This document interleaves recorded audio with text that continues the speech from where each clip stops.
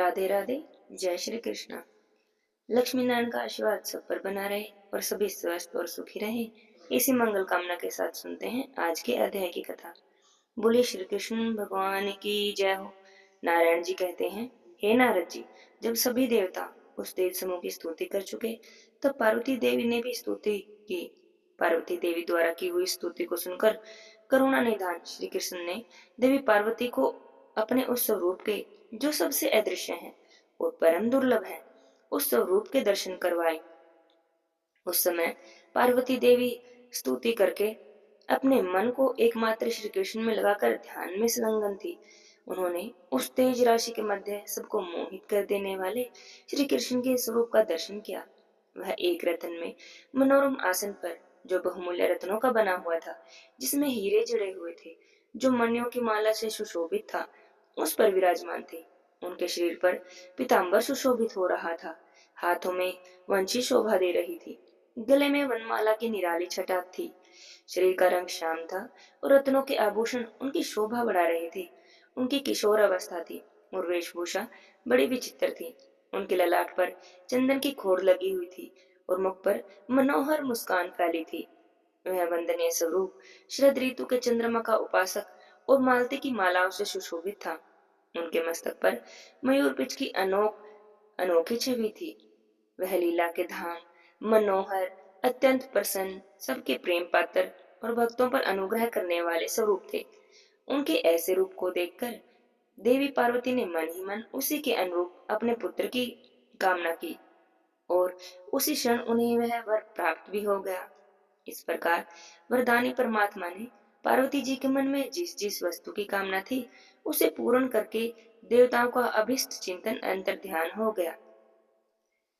तब देवताओं ने कृपावश होकर सलत कुमार जी को समझाया और उन्होंने ओवरहित दिगंबर शिव को प्रसन्न चित वाली पार्वती को लौटा दिया। फिर तो विश्व को आनंदित करने वाली श्री दुर्गा ने ब्राह्मणों को अनेक प्रकार के रत्न, भिक्षुओं और बंदियों को स्वर्ण दान किए। ब्राह्मणों, देवताओं और पर्वतों को भोजन कराया। सर्वोत्तम उपहारों द्वारा शंकर जी की पूजा की, बाजा बजवाया और मांगलिक कार्य करवाए। श्री हरि से संबंध रखने वाले सुंदर गीत गवाए। उसी प्रकार श्री दुर्गा ने उस व्रत को समाप्त करके परम उल्लास के साथ दान देकर सबको भोजन करवाया। इसके बाद उन्होंने अपने स्वामी शिव जी के साथ स्वयं भी भोजन किया। उत्तम पान के सुंदर बीड़े, जो कपूर आदि से सुवासित थे, सबको देकर कौतुक व शिव जी के साथ स्वयं भी खाए। उसके बाद पार्वती देवी एकांत में भगवान शंकर के साथ विहार करने लगी। इसी बीच में एक ब्राह्मण दरवाजे पर, या हे मुनि, उस भिक्षुक ब्राह्मण का रूप तेला भाव के कारण रूखा था। शरीर मैले वस्त्र से आच्छादित था। उसके दांत अत्यंत स्वच्छ थे और वह तृष्णा से पूर्णतः पीड़ित था। उसका शरीर कृश था और वह उज्जवल वर्ण का तिलक धारण किए हुआ था। वह बहुत दीन स्वर में पुकार रहा था और दीनता के कारण उसकी दशा बड़ी ही विचित्र थी। इस प्रकार उस अत्यंत वृद्ध दुर्लभ ब्राह्मण ने अन्न की याचना करने के लिए दरवाजे पर डंडे के सहारे खड़े होकर महादेव जी को पुकारा। ब्राह्मण ने कहा, हे महादेव जी, आप क्या कर रहे हैं? मैं 7 रात तक चलने वाले व्रत को समाप्त करके भोग से व्याकुल होकर भोजन की इच्छा से आपकी शरण में आया हूँ। आप मेरी रक्षा करें।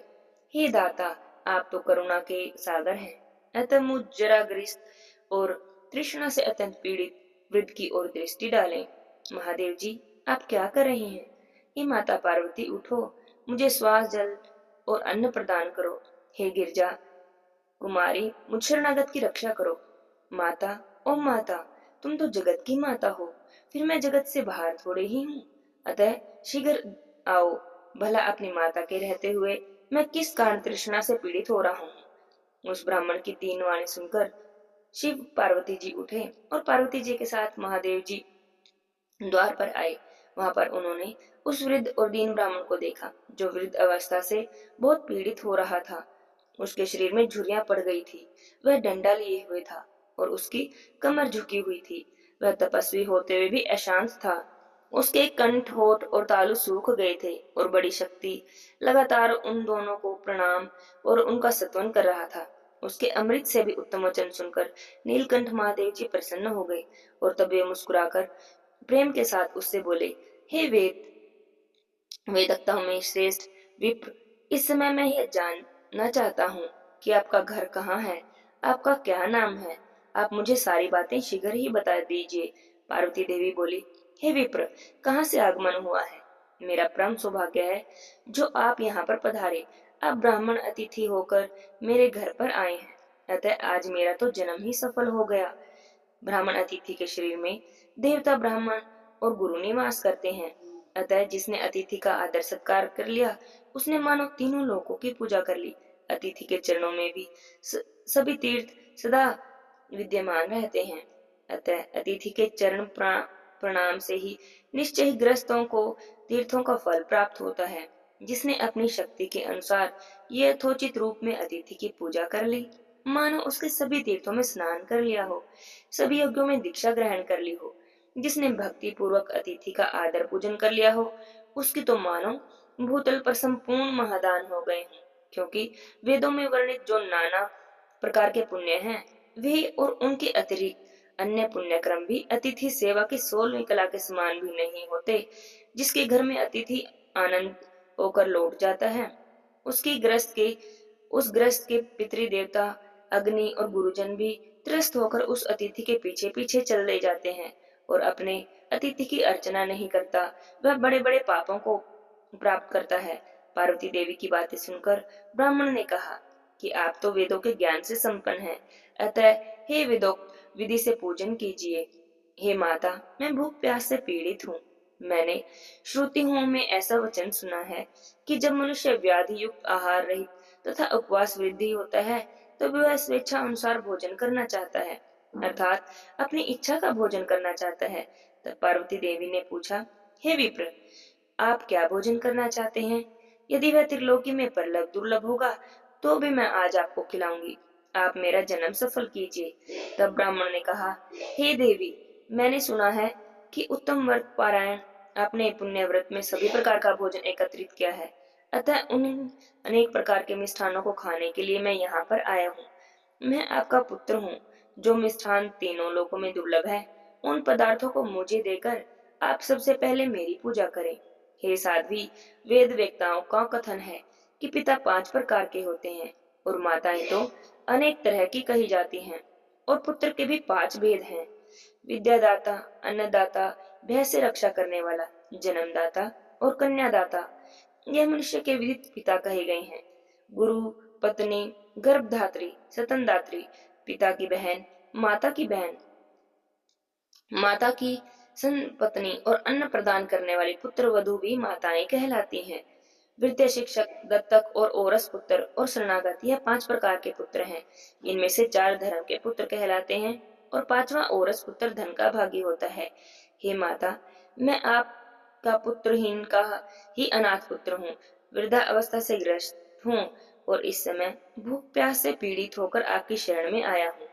हे गिरजा किशोरी, अन्नों में श्रेष्ठ, पूरी उत्तम उत्तम पके हुए फल, आटे के बने हुए नाना प्रकार के पदार्थ, काल देश अनुसार उत्पन्न हुई वस्तुएं, पकवान, चावल, आटे का बना हुआ तिकोना पदार्थ, विशेष दूध, गन्ना, गुड़ के बने द्रव्य, घी, दही, अघनी का भात, व्रत में पका हुआ व्यंजन, गुड़ मिश्रित तिल के लड्डू और मेरी जानकारी से बाहर सुधा तुल्य अन्य वस्तुएं, कर्पूर आदि से सुवासित सुंदर श्रेष्ठ तांबुल, अत्यंत निर्मल और स्वादिष्ट जल।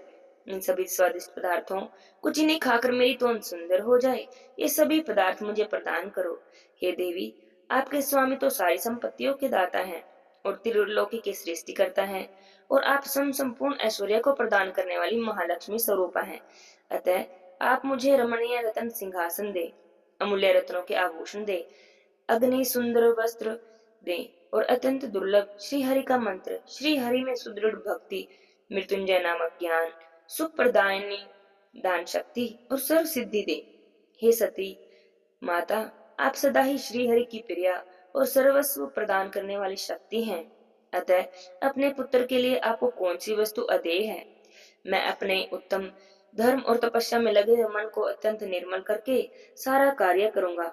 परंतु जन्म हेतु कामनाओं में नहीं लगूंगा, क्योंकि मनुष्य अपनी इच्छा से कर्म करता है और कर्म से भोग की प्राप्ति होती है। वे भोग शुभ और अशुभ दो प्रकार के हो सकते हैं। वे दोनों ही सुख दुख के हेतु हैं। हे जगदम्बिके, ना किसी से दुख होता है और ना ही सुख, सब अपने ही कर्मों का भोग है। इसलिए तो विद्वान पुरुष कर्म से विरक्त हो जाते हैं। हे अंबिके, इसलिए मुझे सदा नारायण के चरणों में भक्ति प्रदान करें, क्योंकि विष्णु माए, आपके बिना विष्णु में भक्ति प्राप्त नहीं होती। आपकी तपस्या और पूजन तो लोक शिक्षा के लिए है, क्योंकि आप नित्य स्वरूप सनातनी हैं, समस्त कर्मों का फल प्रदान करने वाली हैं। प्रत्येक कल्प में श्री कृष्ण गणेश रूप से आपके पुत्र बनकर आपकी गोद में खेलते हैं। और ऐसा कहकर वे ब्राह्मण तुरंत ही अंतर्ध्यान हो गए।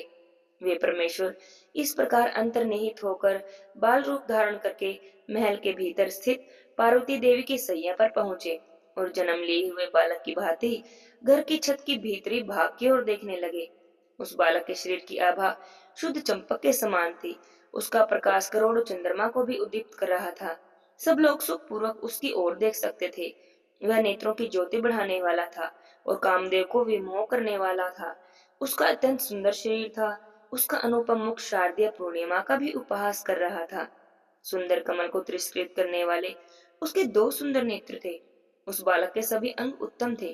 त्रिलोकी में कहीं भी उसकी उपमा नहीं थी। इस प्रकार वह रमणीय सैया पर सोया हुआ शिशु हाथ पैर उछाल रहा था। श्री नारायण जी कहते हैं, हे नारद जी, इस प्रकार जब श्री हरि अंतर्ध्यान हो गए, तब ते देवी दुर्गा और महादेव शंकर जी ब्राह्मण की खोज करते हुए चारों ओर घूमने लगे। क्या उन्हें ब्राह्मण मिला? ब्राह्मण मिला तो क्या हुआ? आगे की कथा हम अगले अध्याय में सुनेंगे। आज के अध्याय की कथा यहीं पर समाप्त होती है। बोले श्री कृष्ण भगवान की जय हो। अब सुनते हैं गणेश जी भगवान की कथा। बोले गजानन गणेश भगवान की जय हो। किसी गांव में एक बुढ़िया माई रहती थी। बुढ़िया माई गणेश जी की बड़ी भक्त थी।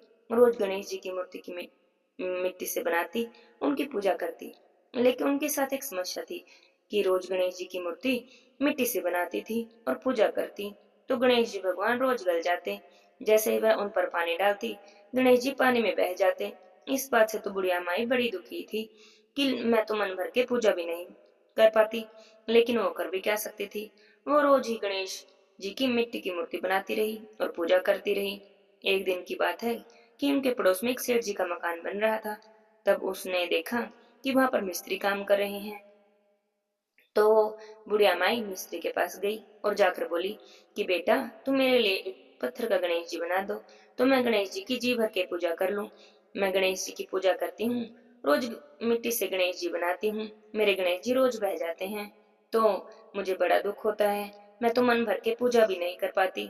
तुम मेरे लिए पत्थर का गणेश जी बना दोगे तो मैं मन भर के पूजा कर लूंगी। तब मिस्त्री कहने लगे कि बुढ़िया माई, हमें तो इतना समय नहीं कि हम तुम्हारे लिए पत्थर का गणेश जी बनाएं। इतने में तो हम बहुत काम पूरा कर लेंगे। हमें तो पूरी दीवार बनानी है। जाओ, हमारे पास इतना समय नहीं कि तुम्हारे गणेश जी बनाएं। मिस्त्री की बातें सुनकर तो बुढ़िया माई को बहुत बुरा लगा। बुढ़िया माई ने उनसे 2-3 बार कहा, लेकिन उन्होंने साफ साफ मना कर दिया।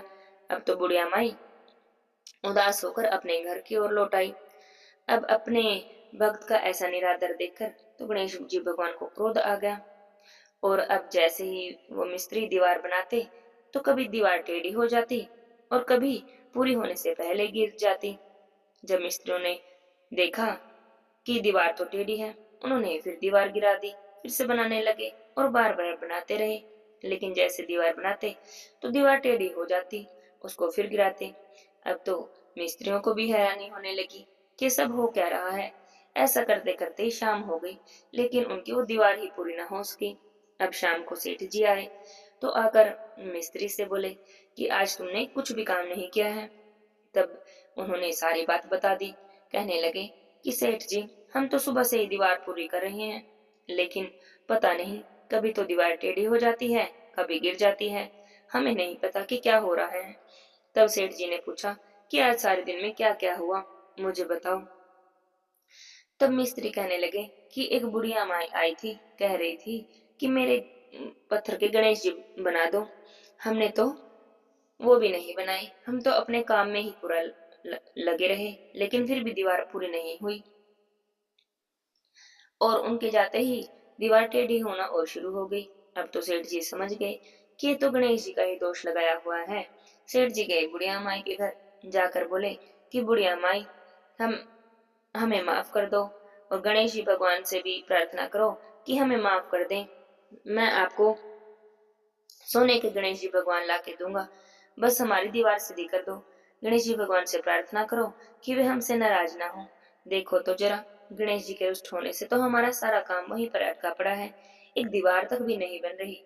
तब बुढ़िया माई वहीं सेठ जी के मकान पर आई, और उन्होंने गणेश जी भगवान से प्रार्थना की कि हे गणेश जी भगवान, इनसे रुष्ट ना हो।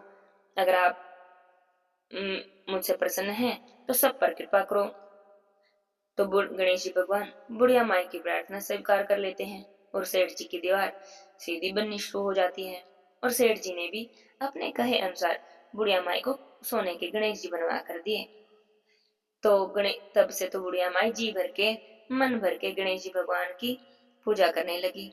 हे गणेश जी भगवान, जैसे आपने बुढ़िया माई की प्रार्थना स्वीकार की, ऐसे ही सबकी मनोकामनाएं पूरी करना। जैसे बड़ी बुढ़िया माई पर कृपा की, ऐसे ही अपनी कृपा सब पर बनाए रखना। जैसे आपने बुढ़िया माई की मनोकामना पूरी की, ऐसे ही सबकी मनोकामनाएं पूरी करना। और जैसे आप सेठ जी से रूठे, ऐसे कभी किसी से मत रूठना। यह कहानी कहते सुनते, हुंकारा भरते, सबकी मनोकामनाएं पूरी करना। बोलिए गणेश जी भगवान की जय हो। जय जय राधे श्याम।